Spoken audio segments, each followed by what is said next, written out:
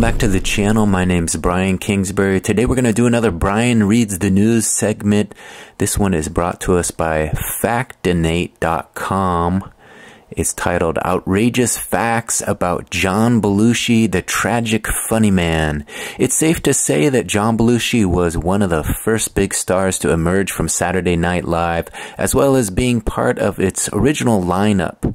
Of course, as with many comedians, life wasn't always happy for Belushi, and his checkered personal life led him down some twisted pathways that would end up in tragedy. Still, we can't forget his legacy. Today we're going to count down 40 fun facts about John Belushi. At number 1, he was a Midwestern boy.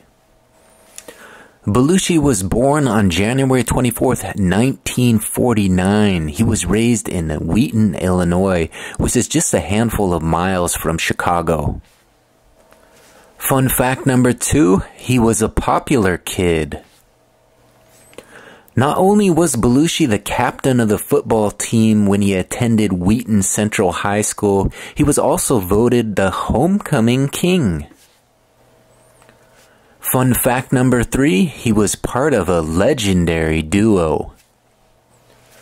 Belushi's constant partner in comedy was undoubtedly Dan Aykroyd. The two of them became stars together on Saturday Night Live and would co-star in several films together, including their biggest success, The Blues Brothers. Fun fact number 4, he was a Beach Boy.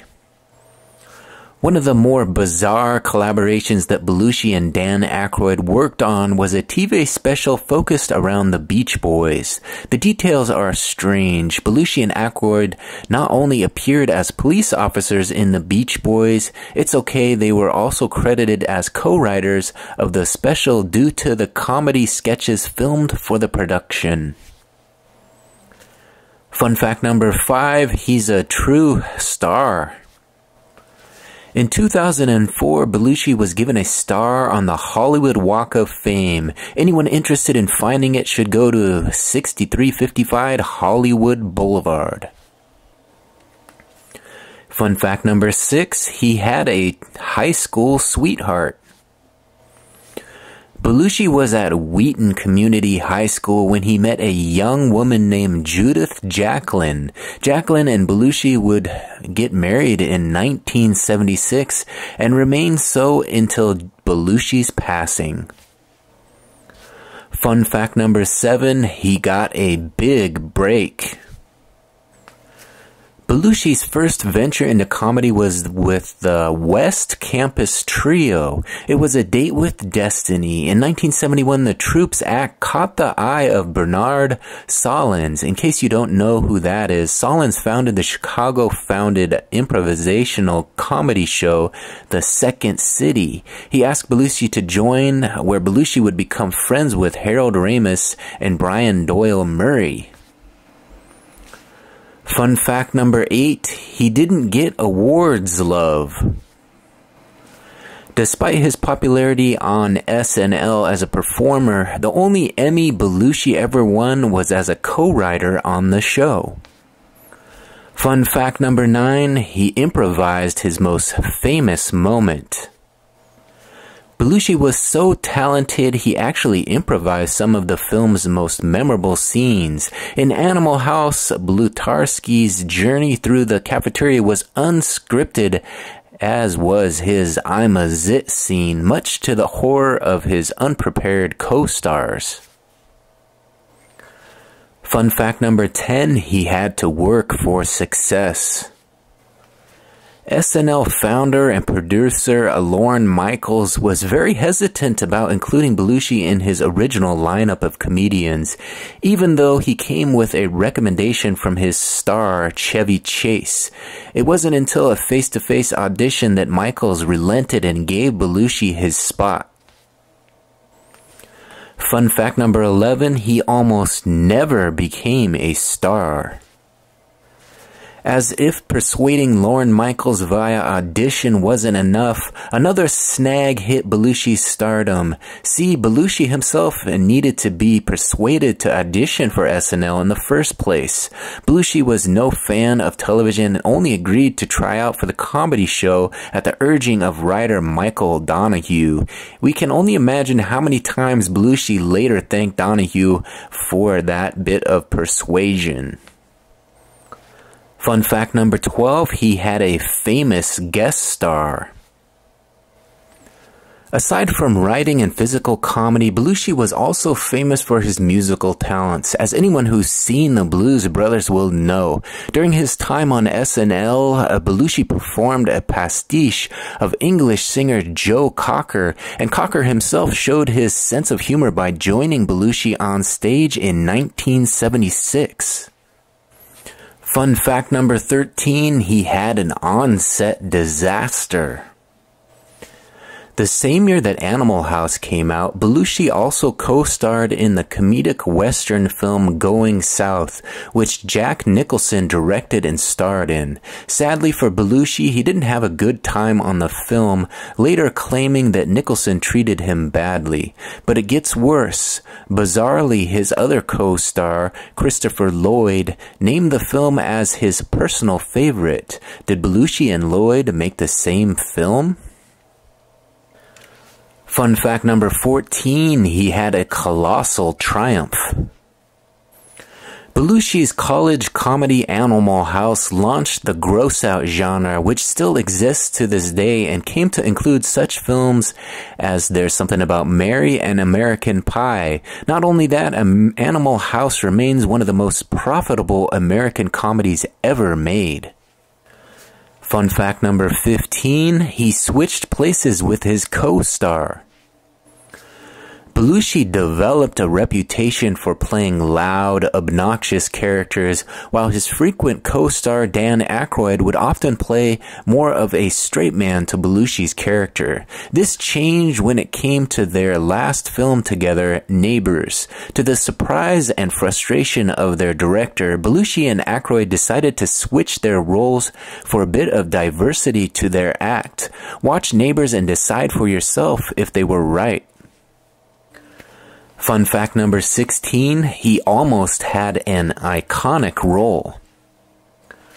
Belushi was the original actor that Dan Aykroyd had in mind to play Dr. Venkman in Ghostbusters. Due to Belushi's passing, however, the role went to Bill Murray instead. Murray, Aykroyd, and Belushi had all been on SNL at the same time. Fun fact number 17, he was a good judge of character. Belushi allegedly used an interesting strategy to read the natures of the people around him. Whenever he would meet them for the first time, Belushi would ask to borrow $20 from them. Their reactions to his question would give him insight into their character. Fun fact number 18, he was generous to a fault. Before you judge Belushi too harshly with his ploy of borrowing money, we'll note that Belushi himself was well known for his generosity when it came to loaning money.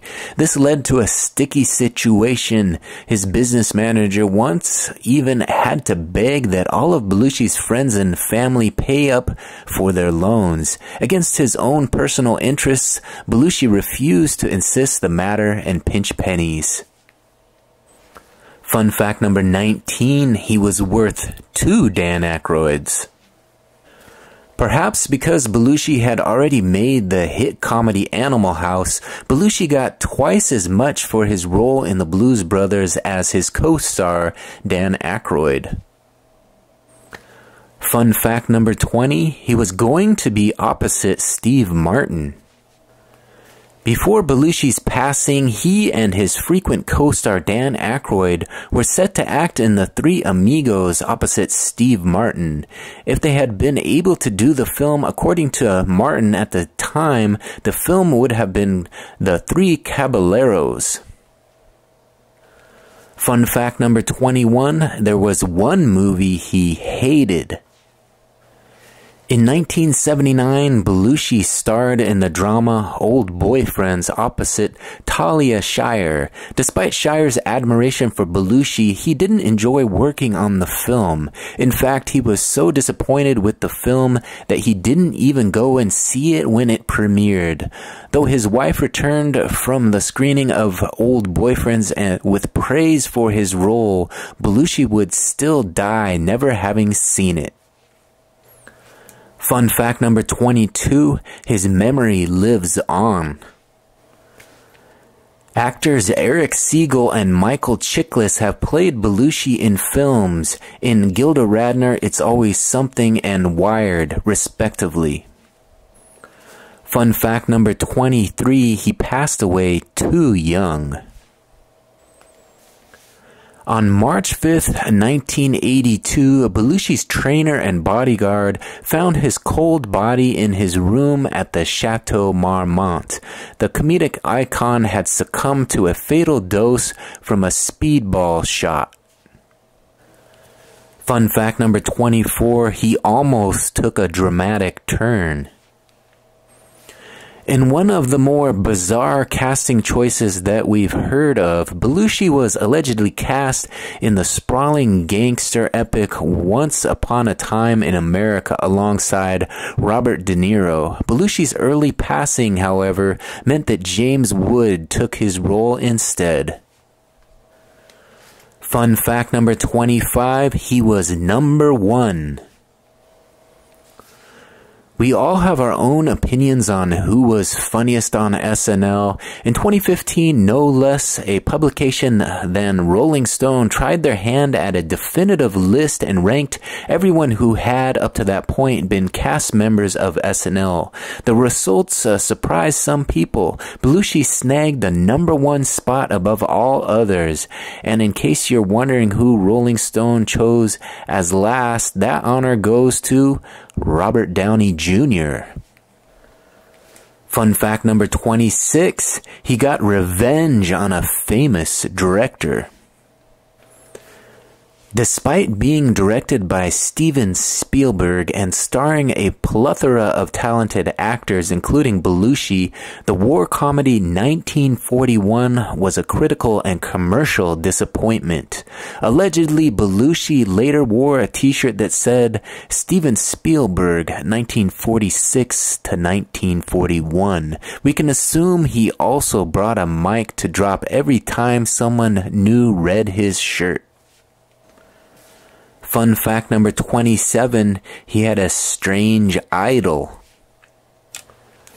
In 2006, Belushi's friend and frequent collaborator, Harold Ramis, hosted an episode of At the Movies with Richard Roeper. During that episode, Ramis confided that one of Belushi's biggest ambitions in life was to play German composer Ludwig van Beethoven in a film. Before you scoff too loudly, keep in mind that Belushi had famously spoofed Beethoven on SNL as one of his signature acts. So the idea isn't quite as outlandish as you'd think. Fun fact number 28, he's involved in an eerie coincidence. Belushi was one of comedian Chris Farley's idols. Fittingly, Farley was also infamous for his physical comedy despite his overweight physique, as well as his successful run on SNL. Tragically, he would pass of an overdose at the same age as Belushi had been when he died. Fun fact number 29, he had a cursed project. One other thing that Belushi shares with Chris Farley is the fact that they were both set to star in the lead role of a film project titled Atok. The film would follow an Alaskan Inuit traveling to New York City in a wacky fish-out-of-water story. However, no one has ever made the film. In a rather sinister pattern, many of the actors who thought about starring in the film passed. Fun fact number 30, he had a final encounter. Two of the last people to see Belushi alive were actors Robert De Niro and Robin Williams. Williams was close to Belushi, and though his own substance use had never been on Belushi's level, Williams gave them up in the wake of Belushi's overdose. Fun fact number 31, his tombstone is missing an important detail. Belushi's grave is in Massachusetts, but it doesn't actually contain his name. There's only a tombstone that says, "I may be gone, but rock and roll lives on." To further emphasize this point, a skull and crossbones is also on the tombstone. Fun fact number 32, there was a cruel irony to his passing. Belushi was the first of his SNL lineup to pass. In a case of tragic irony, Belushi had once starred in a skit on SNL where he portrayed himself as the last survivor, visiting the graves of his former co-stars. Fun fact number 33, his wife paid him a heartbreaking tribute. Belushi's widow Judith eventually remarried, but she still worked to cement Belushi's legacy.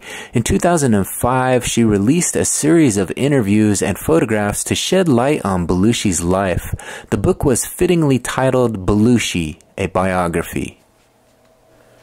Fun fact number 34, his friends sorely missed him. Belushi, along with Dan Aykroyd, was going to appear at the 1982 Academy Awards and present the Best Visual Effects Oscar, but Belushi's unexpected passing ruined these plans. Instead, Aykroyd presented the award by himself, and his speech was a total tearjerker. He made sure to comment, quote, "My partner would have loved to have been here tonight to present this award since he was a bit of a visual effect himself. No doubt Belushi would have appreciated that." Fun fact number 35, he was a loyal friend. When he and Dan Aykroyd left SNL in 1979, Belushi wanted to build a film career for himself. Interestingly, between 1979 and his passing, Belushi only made one film without Aykroyd. This was the romantic comedy Continental Divide. Fun fact number 36, he was a runaway star. Belushi's partying and addictions were especially troublesome to the production of the Blues Brothers, especially since they filmed in Belushi's home state of Illinois. As a result, Belushi would frequently disappear from the productions with acquaintances, leading his co-star Dan Aykroyd to go out, find him, and drag him back to wherever they were filming. Fun fact number 37, he almost saved himself. You might be wondering if there was ever a solution to Belushi's substance rampages while shooting a movie. The Blues Brothers director John Landis had actually done that years before with Animal House. Aware of Belushi's reputation at the time, Landis kept the star of the college frat film in a suburban house from the production and temptation. It worked for a bit, at least. Fun fact number 38, he almost got in a college fist fight. As brilliant as this strategy was to keep Belushi in check, the Animal House production didn't need Belushi's help for crazy parties to get out of hand. In one incident, Belushi came to the set and found out that the night before, the rest of his castmates had crashed a local college frat party. The college boys surprisingly didn't take kindly to the actors going method for their roles, and a fight had erupted which led to bruises and black eyes. Fun fact number 39, he had a more disturbing side than people know. One of the more negative aspects of Belushi's character came out on the set of Saturday Night Live. Belushi held an extremely horrific opinion. He believed that women weren't funny. Indeed, he actively tried to get female writers fired from the show. He would also openly insult female hosts of the show when they were barely within earshot. SNL alumni Jane Curtin has publicly gone on record talking about how Belushi would sabotage any skits that women writers had written. And finally, at number 40, one woman admitted to killing him. After Belushi's passing, Canadian rocker and dealer Kathy Smith admitted that not only was she the last person to see Belushi alive, but she was the one who injected Belushi with the fatal dose. This admission led to charges, and the courts eventually convicted her for involuntary manslaughter. Smith served 15 months in California Institution for Women. Alright, there you have it, another successful Brian Reads the News segment. Again, this one is brought to us by Factinate, like Fascinate, but Factinate.com, titled Outrageous Facts About John Belushi, the Tragic Funny Man. If you like these sort of videos, don't forget to subscribe to the channel. Here's a quick look at my channel, real easy to find, simply my name, Brian Kingsbury on YouTube. We're currently sitting at 1.23 thousand subscribers with over 5.1 thousand videos for you to watch. So there's plenty for you to watch up there. Go on up there, hit that subscription button, ring that notification bell, and make these videos a regular part of your day. If you could do me a huge favor, since you made it to the end of this one, please take a second to give this one a big thumbs up.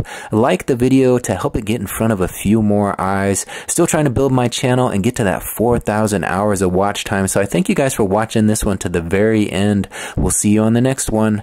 Bye.